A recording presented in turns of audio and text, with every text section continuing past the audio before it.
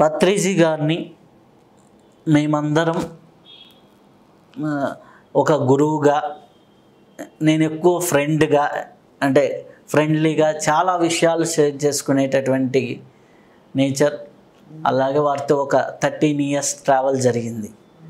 మీరు కూతురుగా వారితో 35 years జర్నీ ఉంది.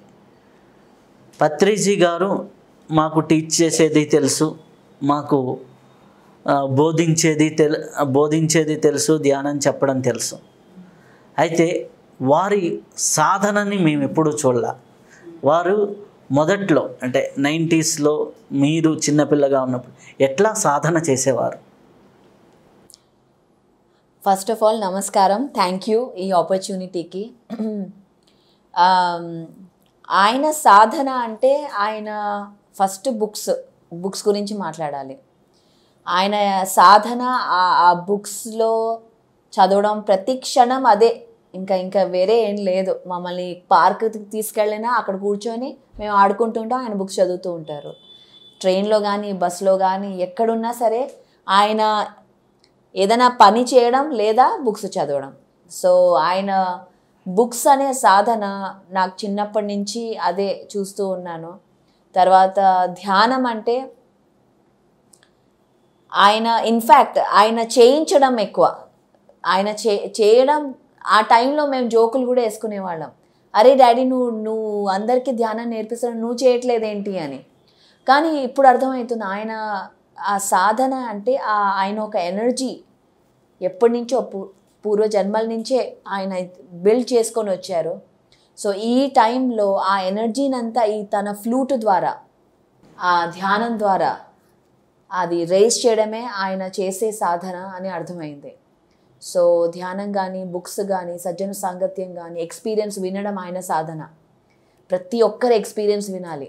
ఆ ఎక్స్పీరియన్స్ వినేటప్పుడు అందరూ సీరియస్గా ఉండాలి, ఏదో జోక్ లాగా కాదు అది. అలా జోక్ లాగా తీసుకుంటే వెంటనే ఆయన తిడతారు. సో ఈ మూడు ఆయన సాధన చెప్పాలంటే. ఒక పక్క సజ్జన సాంగత్యం, స్వాధ్యాయం, ధ్యానం నేర్పించడం, ధ్యాన ప్రచారం ఆయన సాధన.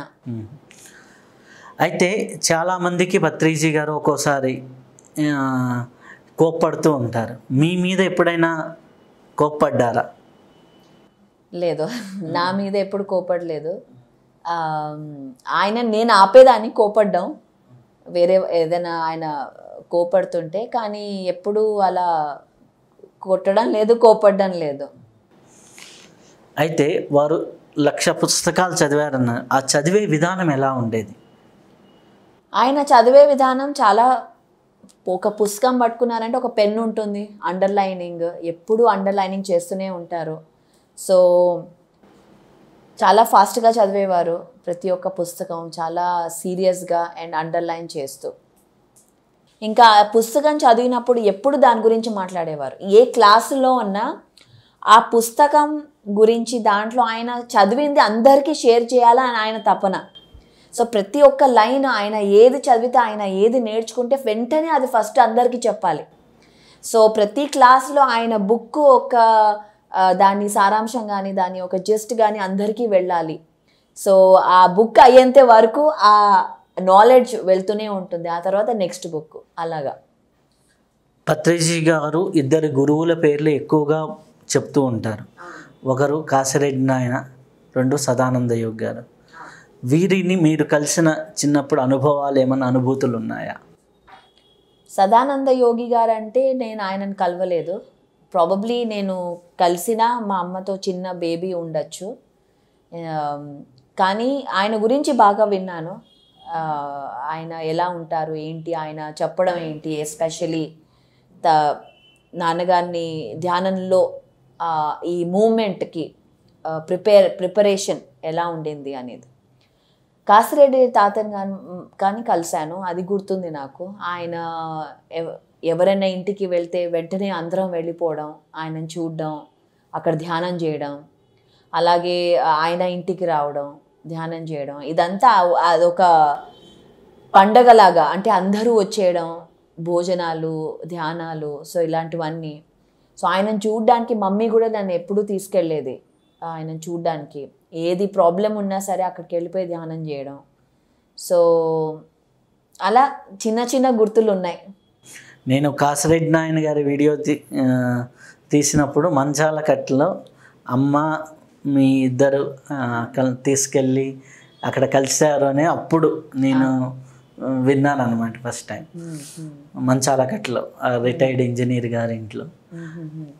అయితే నాన్నగారు మొట్టమొదట అంటే మీకు నేర్పించిన స్పిరిచువాలిటీ ఏంటి? ఓకే, అది చాలా కష్టమైన క్వశ్చన్, ఎందుకంటే అంతా స్పిరిచువాలిటీయే ఇంట్లో. ఐ థింక్ మొట్టమొదట నేర్పించింది, అర్థం చేసుకున్నది ఏంటి అంటే, చిన్నప్పుడు ఫస్ట్ ఊజా బోర్డు ఉండేది ఇంట్లో నేను అప్పుడు ప్రాబబ్లీ 3 ఏళ్ళో 4 ఏళ్ళో ఉండేదాన్ని. ఆయన నాకు నేర్పించింది ఏంటి, ఫ్రీడమ్. ఫస్ట్ స్పిరిచువాలిటీలో ఫ్రీడమ్ గురించి మాట్లాడదాం. నాకు ఆ ఏజ్లో నా కజిన్స్ అందరూ 9 పడుకోవాలి, నేను మాత్రం రాత్రి 2-3 వరకు అందరూ కూర్చొని ధ్యానం చేసి వాళ్ళ ఎక్స్పీరియన్సెస్ షేర్ చేసుకుంటే అవన్నీ వినేదాన్ని కూర్చొని. సో ఫ్రీడమ్ అనేది చిన్నప్పటి నుంచి ఉండింది. అలాగే ఆ ఊజా బోర్డ్ చేసేటప్పుడు మాస్టర్స్ రావడం, వాళ్ళ ఒక ఎక్స్పీరియన్సెస్ షేర్ చేయడం, పాస్ట్ లైఫ్స్ గురించి, ఇలాంటివన్నీ ఒక కాన్సెప్ట్ ఇలా నేర్పడం జరగలేదు నాకు. అది అంతా అలా ఆ మాటలే ఉండేవి ఎప్పుడు ఇంట్లో. సో కానీ ఊహ తెరిచినందుకు నేర్చుకున్నది ఏంటి అంటే, ఐ థింక్ పాస్ట్ లైఫ్స్ ఏంటి, ఎందుకు, అలాగే చదవడం ఎలాగో నేర్పించారు నాకు. ఏదంటే నాకు బుక్ ఇచ్చేవారు, ఎప్పుడు ఎంకరేజ్ చేసేవారు బుక్స్ చదవాలని. ఆ బుక్ చదువుతుంటే ఐ థింక్ లోప్సాంగ్ రంపాదో ఏదో first book you for ever probably, ఆయన ఆ బుక్ అప్పుడు చదివేవారు. అది చదువుతుంటే ఏం అర్థమయ్యేది కాదు. సో నాకేం అర్థం కావట్లేదు అని చెప్పి పెట్టేసేదాన్ని బుక్. ప్రాబబ్లీ 7 years 8 years ఉండేదాన్ని, అంతకంటే ఎక్కువ కూడా కాదు. సో ఆయన అప్పుడు కూర్చోబెట్టి అదొక్కటి నాకు చాలా గుర్తు నేర్పించారు, ఎలా చదవాలి బుక్ అని. ఫస్ట్ బుక్ చదివేటప్పుడు మన వేళ్లతో, అందుకే ఆయన పెన్ పెట్టుకుంటారు ఎప్పుడు, పెన్తో ఇలా ఇలా చదివి అర్థమైనా అర్థం కాకపోయినా చదవాలి మనం. అది ఫస్ట్ చదవడం అలా ప్రాక్టీస్ చేస్తే నెక్స్ట్ ఆ యొక్క సారాంశం మనకు అర్థమవుతుంది. సో ఫస్ట్ హ్యాబిట్ అనేది ఎలా క్రియేట్ చేసుకోవాలి అనేది ఆయన నేర్పించారు. అయితే ఇట్లా నేర్చుకుంటూ ఉన్నారు. భౌతికంగా మన ఇంట్లో వాతావరణం స్పిరిచువల్గా ఇలా ఉంటుంది, బయట ఫ్రెండ్స్ లైఫ్లో వాతావరణం వేరుగా ఉంటుంది. అప్పుడు మీకు కన్ఫ్యూజన్ అనేది అనిపించలేదా? అంటే ఒక టీనేజ్కి వచ్చినప్పుడు జస్ట్ మన ఇంట్లోనేమో అంతా స్పిరిచువల్ వాతావరణం ఉంటుంది, బయట ఇళ్ళల్లో చూస్తే వేరే వాతావరణం, అప్పుడు ఎలా అనిపించేది? ఐ థింక్ నాకు చిన్నప్పటి నుంచి స్పిరిచువల్ ఫ్రెండ్సే ఉండే, కానీ ఐ థింక్ పెద్దగా అయ్యాక ప్రాబబ్లీ ఇంజనీరింగ్ టైంలో ఆ కన్ఫ్యూజన్ స్టార్ట్ అయింది. కొంచెం ఎక్కువ కన్ఫ్యూజన్ వచ్చింది మాస్టర్స్లో యుఎస్ వెళ్ళాక. అంటే ఇంట్లో ఎలా ఉంటుంది, బయట ఎలా ఉంటుంది, అప్పుడు యాక్చువల్లీ చూశాను. మా కజిన్స్ వాళ్ళ ఇంటికి వెళ్ళంగానే ఫ్రిడ్జ్ ఓపెన్ చేయగానే అక్కడ నాన్ వెజ్ ఉండడం, మీట్ ఉండడం, అది చూడంగానే నాకు షాక్. అంటే ఎప్పుడు అది, నా ఫ్రెండ్స్ కూడా అంతా వెజిటేరియన్సే ఇంజనీరింగ్ వరకు. సో ఎప్పుడు నాకు అది స్పిరిచువల్ ఫ్రెండ్సే అయ్యేవారు. అది మీకు కూడా ఐఎమ్ షూర్ అదే ఎక్స్పీరియన్స్ ఉండొచ్చు చిన్నప్పుడు కానీ పెద్దగా అయ్యాక కానీ. సో ఎప్పుడు ఆ ప్రాబ్లం రాలే, అరే నాన్ వెజిటేరియన్ అంతా ఫ్రెండ్స్ అంతా వెజిటేరియనే. కానీ ఆ యుఎస్ వెళ్ళాక అప్పుడు చాలా కన్ఫ్యూజన్ వచ్చింది. అంటే మన ఫ్యామిలీ మెంబర్సే అలా తినడం, అదంతా ఓకే, అది అంతా నార్మల్గా ఉండడం. సో అప్పుడు చాలా నేను కన్ఫ్యూజ్ అయిపోయాను.